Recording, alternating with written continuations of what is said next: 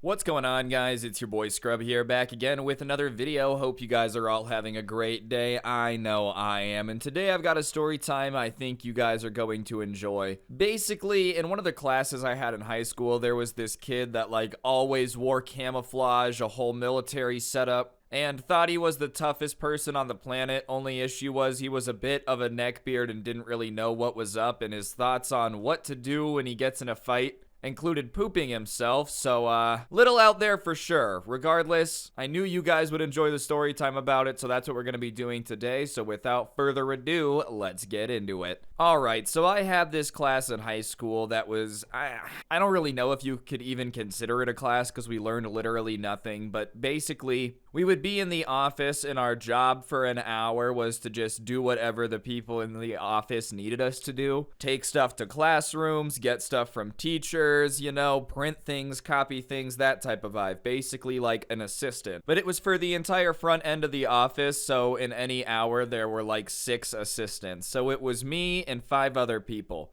And it was a pretty varied group. I wouldn't say there was any cliques or anything. Everybody got along decently okay. But there was one guy that every now and then would go out of his way to be pretty annoying. And I'm going to name him Eric with a C for the purpose of this video because I think the best real life comparison would be Cartman, but not like Cartman from South Park. Imagine Cartman from South Park, but tactical military wannabe dude. Wearing the Punisher skulls the whole 9 yards. Listen, I'm not usually one to judge what people wear. I don't care. But this guy would show up in a full camouflage pattern every single day. And every single day he would talk about how if anything went down right now, he would be okay to hide because he's wearing camouflage. And it would just be really annoying because he'd be wearing camouflage for the woods, right? First of all, I live in Las Vegas, so if you are wearing camouflage for the woods, you're not blending in. If anything, they're gonna be like, hey, what's that green person looking thing running around the desert? You're gonna stand out. And on top of it, we were in a school, bro. What? The white paint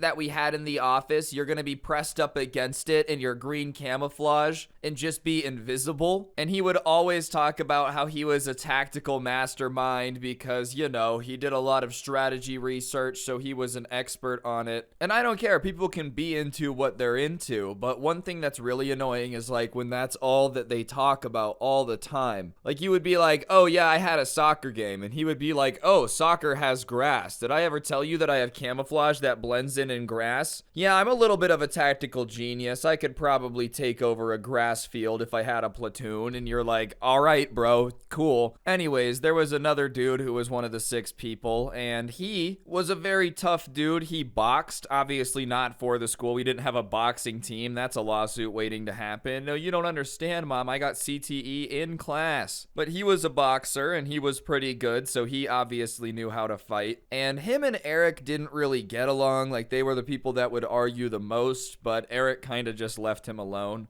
And this guy didn't talk a lot about boxing. He had mentioned it a couple times, but it wasn't like it was something he brought up all the time. But one day I came to class and there had been a big boxing fight that weekend, so I asked him about it because I was like, oh, he'd probably know more than I do. And he started talking to me about it, and that led to a different conversation about his boxing and practice and all that. And Eric was sitting there listening, and out of nowhere, he just decides to jump into the conversation. And he's like, I know you're a boxer, but I'm actually a combat expert, and I think a lot of what you're saying isn't correct. And Eric is definitely not a combat expert. I just feel like combat experts wouldn't look like Eric looks.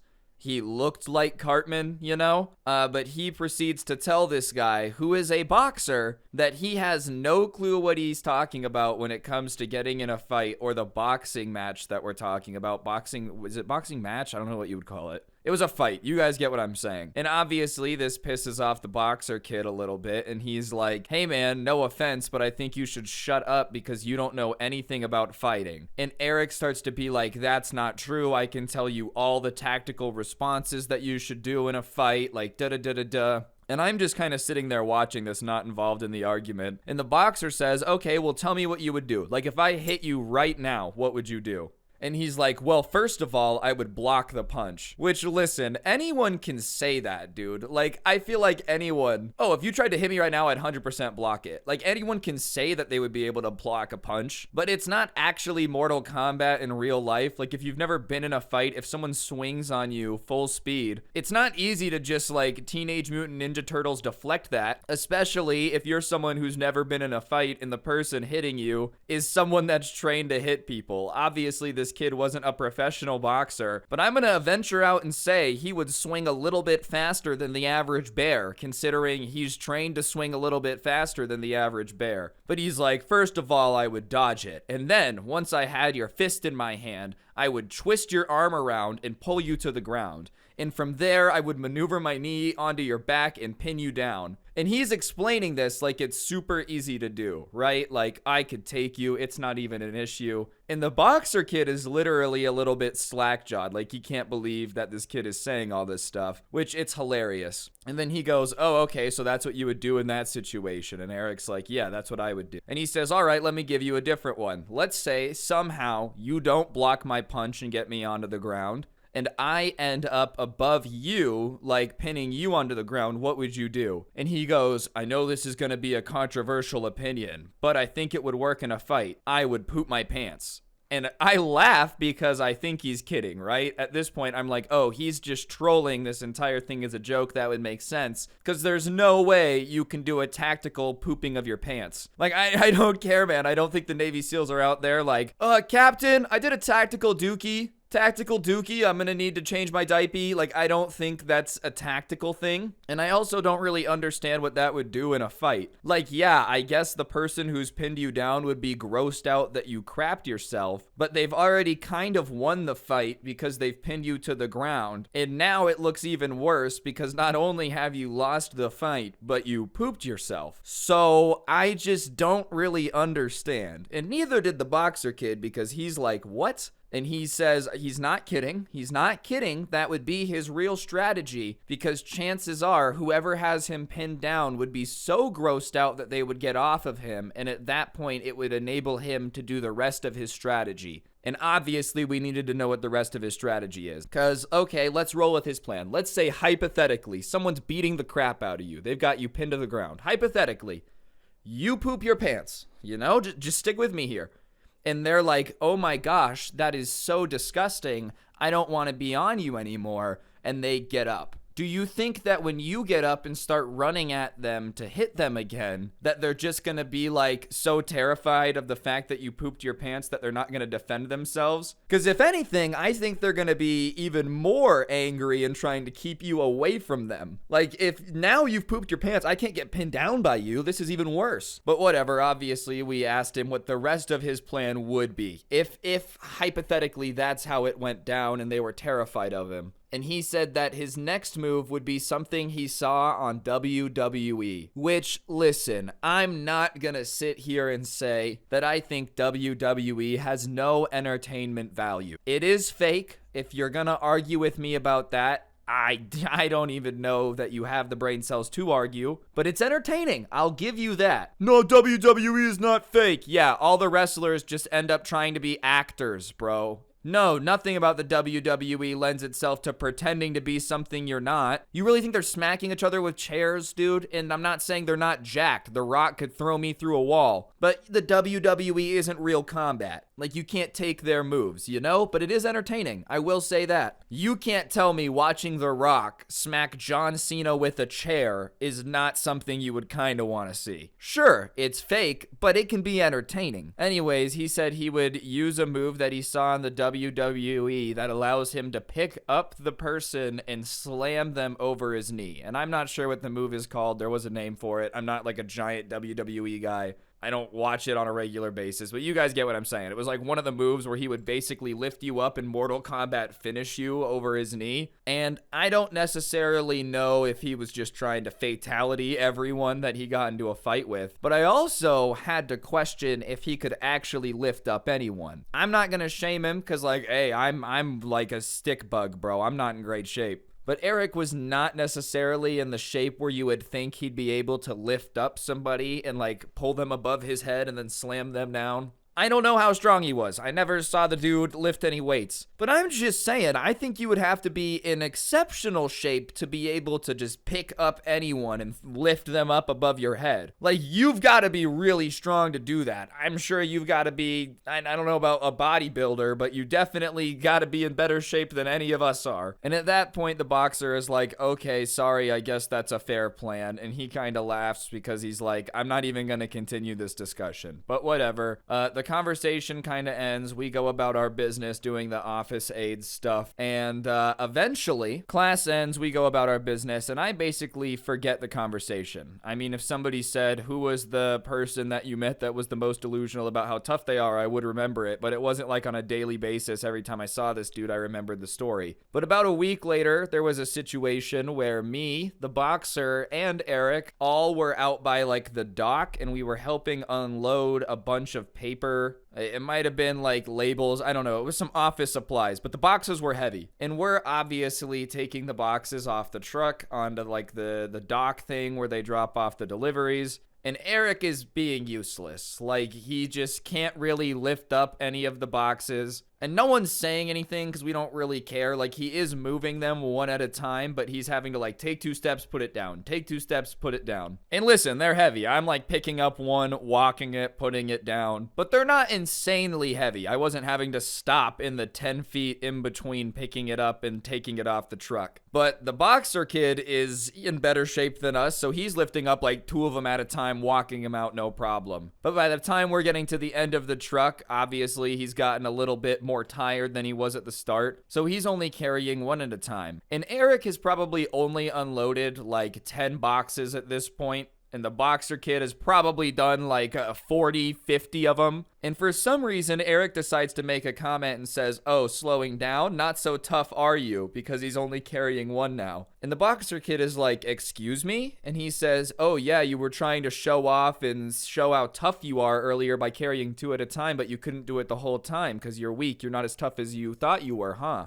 And the boxer is like, dude, what are you talking about? I was just trying to get the job done faster. And who are you to call anyone weak because you have to take like 9 breaks while carrying it off the truck? Like, who are you to talk crap about anyone? And at this point, Eric probably should have let it go. Oh, yeah, okay, I guess that's a good point because he just didn't move a lot of boxes. And nobody cared. Nobody was going to say anything to him. No one was going to be like, Eric, you sure were useless. Like, it just really wasn't that deep. We would have just gone about our business. But he decided to say something. But he doesn't let it go, and he says something along the lines of like, oh, you're lucky that I'm tired today. Otherwise, I would teach you a lesson for talking to me like that. And the boxer kid is like, dude, who are you talking to? You want to teach me a lesson? And Eric gets up in his face and says, yeah, I think I need to teach you a lesson because you think you're Mr. Tough Guy because you've boxed a couple times. You've never fought someone with tactical experience like me. I don't know what tactical experience he's talking about. We're in school, bro. It's not like any of us can have any tactical experience. Oh, dude, I play airsoft every weekend. Like, I don't know if that counts. And considering you want to do a tactical poop your pants maneuver, I don't think your tactics are as good as you think they are.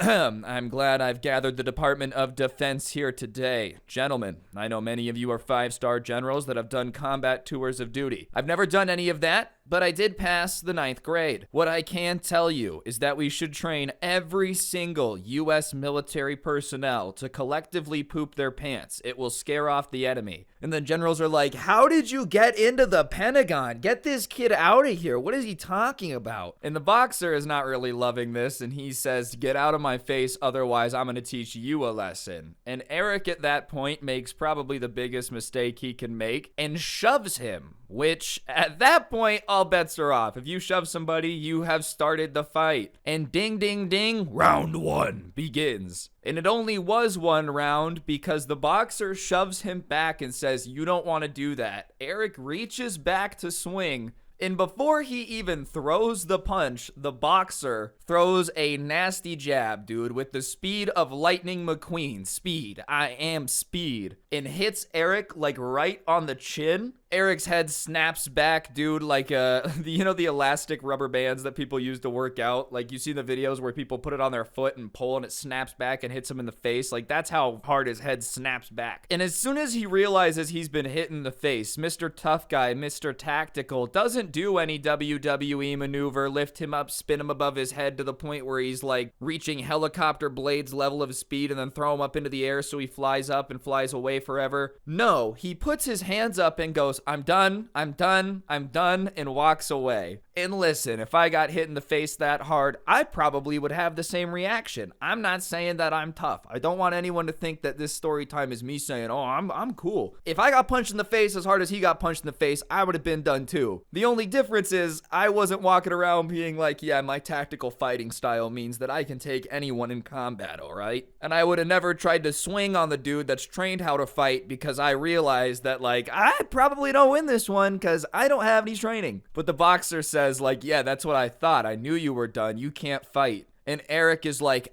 you're lucky that I don't feel like using my training on you. That punch was weak, so I'm going to give you a break so that way I don't embarrass you. And it's just like mad cope. You know when somebody is saying something and they're trying to look tough and be like, yeah, I could beat you up, but I just don't really feel like it right now, to try to make themselves feel better. But the only issue was even he didn't believe what he was saying. Like, there was no, you can hear it in someone's voice when even they're like, this is bullcrap. I don't believe what I'm saying. And that was kind of what he sounded like. Like, you're lucky that I don't feel like trying to beat you up right now. There's a 0% chance he would have been able to beat the dude up. And I couldn't have either. Like I said, I'm not Mr. Tough Guy. But, like, there was a 0.0% chance of Eric even landing a punch in all actuality. So he kind of just had to go cope mode. You're lucky that my Navy SEAL training is preventing me from beating you up right now. My hands are actually registered as lethal weapons, so I'm not allowed to hit anyone, or the police would be able to arrest me for attempted murder. But we unloaded the rest of the truck and Eric kind of disappeared. We didn't know where he went, but as soon as he walked away, the boxer was like, do you think I'm gonna get in trouble? And I was like, I mean, if he does tell for whatever reason, which I don't think he will because it would just be embarrassing for him, he would also get in trouble because he pushed you and tried to swing on you. Like, I don't think he's gonna tell. And the boxer kid was like, okay, good, I don't want to get in trouble. And I was like, nah, I think you'll be okay. So we finish unloading the truck, we go back to the office, and Eric is talking to, like, the lady in charge of the office. And instantly we get nervous because we're like, he's snitching right now. Like, he's definitely snitching. I just didn't want to be involved. It's not like I got in a fight with the guy, but I was like, crap, don't make me have to, like, tell them what happened. But he looks up and goes, oh, hey guys, what's up? And we're like, hey man. And he says, oh, I was just telling her that you guys unloaded most of the boxes and I appreciate it. And we were like, yeah, no problem. And we were waiting for and I also told her that he hit me in the face, but it never came. It was almost like after the boxer kid hit him in the face, he was like, all right, I'm still Mr. Tough Guy, don't get it twisted. He still wore all the camouflage. He still talked about being tactical, but he kind of dropped the whole like, I'm tougher than you and can beat you up type of thing.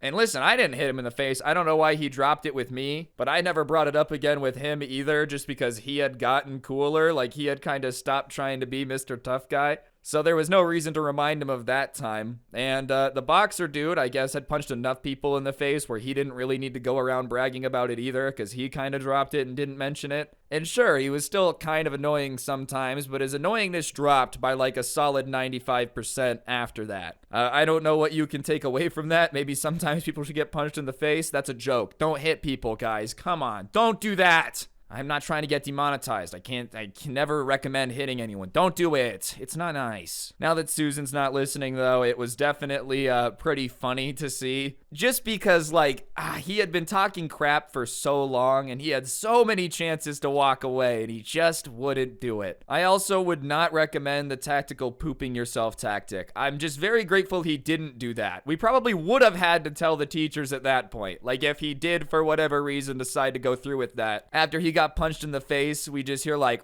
guys, I did the thing. Like, I still don't know where he was coming from with that. I really don't. On no planet do I think that that is a real tactical thing you should ever do for any reason. I can't really get on board with that. Either way though, guys, I hope you enjoyed the story. I thought it was a pretty funny one y'all would like. If you did enjoy it, you should press the like button and comment down below. It helps the video do better. If you don't know what to comment, go ahead and comment Karate Kid down below. Like I said, it helps the video do better, and if you made it this far, you might as well comment. I mean, come on, you just watched me talk for 20 minutes. The least you could do is give me the comment. If you're new, you should also subscribe and turn on notifications because I post videos pretty often, so if you like this, subscribe and turn on those noties. I also post the audio versions of these on Spotify, so be sure to check that out, link down below, along with a link to a playlist I made here on YouTube. So if you ever need something to watch while you're doing homework, chores, whatever it may be, playing video games, be sure to check out that playlist. I would really appreciate it. And yeah, on that note, don't get anyone pregnant. If you do, make sure they're hot, and hopefully I'll see y'all next time. I'm out. Peace.